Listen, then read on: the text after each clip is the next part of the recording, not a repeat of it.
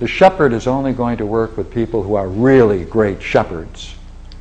The physician is only going to work with doctors and learn from doctors who themselves have the art and have it in an exemplary way. Therefore, would you not agree they're going to have to try to study with those that are best in their field? Would you agree they're going to have to know, right, they're going to have to know the meaning of what these people say.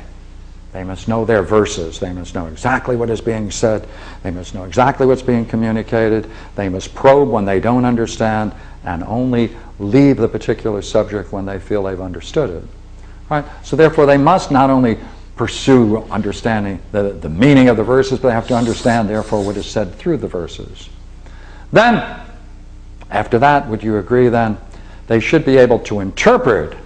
They should be the interpreter of the mind of their teacher to an audience at any time. They should be able to display what they know in a public scene so that they themselves can be judged of their own competence. Now, let's take a look at then what follows. Do you think they would agree then with this dialogue? If several people were getting together to talk about arithmetic and using arithmetic, is it likely that someone could come along who could judge whether or not one of these people was speaking far better than the others about numbers and understood arithmetic better than the others? Would that be the person who themselves must have the art of arithmetic? Yes. If these three people are talking about cooking and someone came along, do you think that person, there might be someone who could say who speaks well? Not only eloquently, but whether what's being said is good advice about cooking? Would that be someone then who knows something about nutrition? Because we want to know not only whether what is being said makes sense in terms of cooking, but whether the result benefits those who use it. Would we then have to have an eye on someone who not only knows cooking, but they would also have to know about nutrition?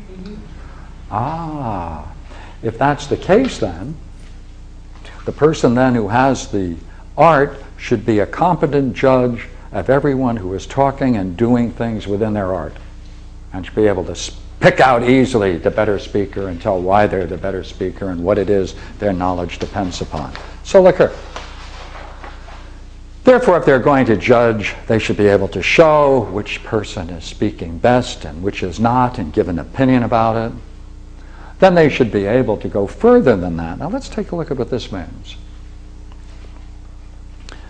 Then they should be able to talk about who were the great people in their particular art.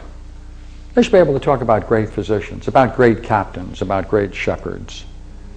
They should be able to talk about them. They should be able to explain all the good work that they've done. If they couldn't do that, we would say they don't have the art, because they couldn't be able to see the ideal in the way in which it functions in the particular people who possess the art. Therefore, they have to. Next, would you say what would be even more interesting would be to find someone who in any one of these is able to talk about the origins of medicine, who discovered it, who were the major figures in the field, who contributed most to it?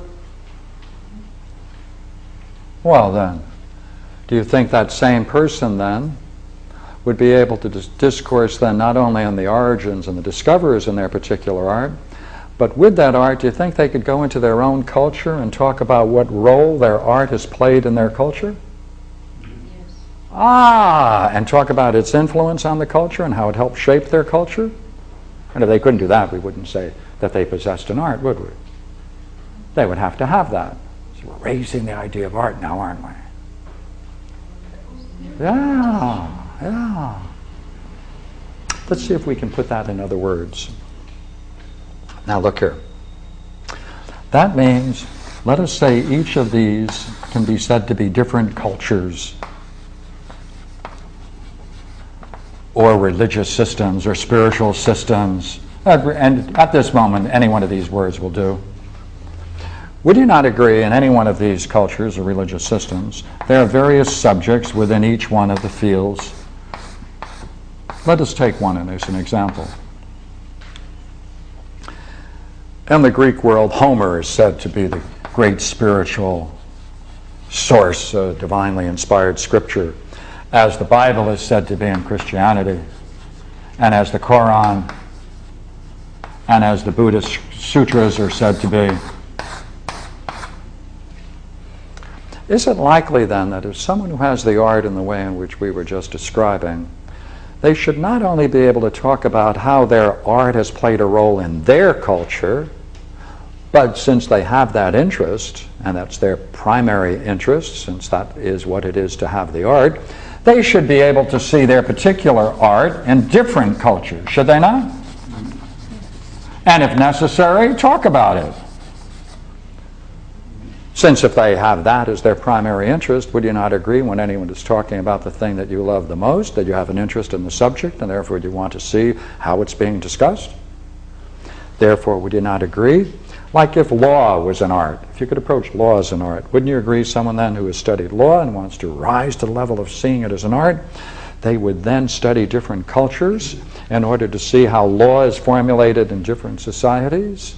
And then they should be able to, remember what we said before, pick out those traditions that express it best, worse, and know why it's best and worse?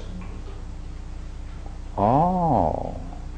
Therefore, someone who has an art then would be looking for the good wherever they see it in any culture. And with that, would you not agree, they'd be able to take whatever it is they saw good in that, and they'd want to return to that and find that good and develop it for their own art. So would you not agree, a comparative study is a necessary phase of study of anyone who possesses an art? Must be.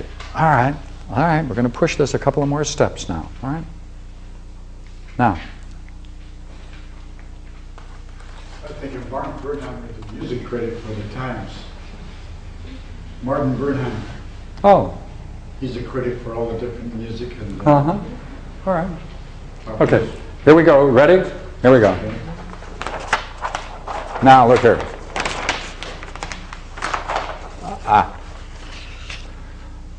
Before I turn the page, let me just raise one question now. Would you not agree what we're looking at now are cultures and spiritual traditions? Would you not agree we're also talking about how each of these arts, using the word now in this pure sense that we've developed, each of these are separate and distinct. The shepherd, right? The captain, the physician, separate. Now, what has guaranteed that each of these are separate? What has guaranteed the fact that they remain separate? And what can we attribute that separation of this special knowledge in each of these? To what can we attribute it? Now, in the Greek world, that's easy. And that's why I can turn the page. Now, here's a quote. God has granted to each of the arts to be able to know some particular work. That's built into the structure of reality in this spiritual tradition. Why? Because different arts are different because they are knowledge of different things. Each of these has a different knowledge. It's a knowledge of different things. And therefore, what you know by one, you cannot become an authority on the other. Like my physician I had some years ago, he was a physician, but all of his literature in the front room was all about politics. So I used to ask him, which is your art? Because it certainly isn't by the art of being a physician that you happen to think that you're an expert on politics, is it? Or would you have to have a different study? In any case. So, that by which we should be able to know what is said, done, right? Look here, by that by which we should be able to determine what is said and done well